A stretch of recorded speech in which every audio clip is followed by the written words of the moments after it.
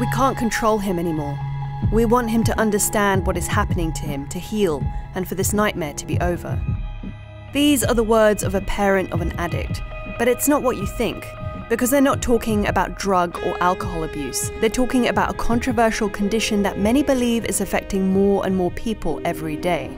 Some call it electronic heroin, others simply know it as the internet. Now, we're all guilty of spending way too much time online, but for a growing number, the internet is more than that. It's an obsession. Internet addiction has been nicknamed electronic heroin because researchers have found that heavy internet users suffer changes in brain functionality similar to those observed in drug abusers. And further study has shown that the withdrawal symptoms can be similar too. In China, bootcamp-style rehab clinics have started to open up to help addicts conquer their problem. Tao Ran, a psychiatrist and military colonel who runs the Daxing bootcamp in Beijing, has noticed the similarities between his patients and drug addicts firsthand. It destroys relationships and deteriorates the body without the person knowing. All of them have eyesight and back problems and suffer from eating disorders.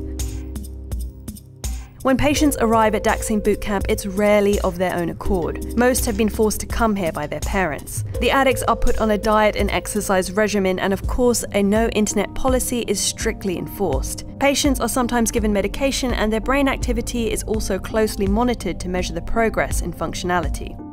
The bootcamp treatment may be on the extreme side, but many parents in China still see it as the best option for reforming their children.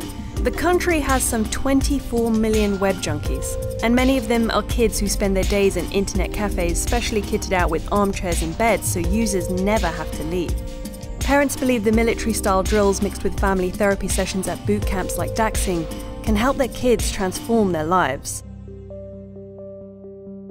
While more and more boot camps are opening around the country to meet the demand, not all are set up like Daxing.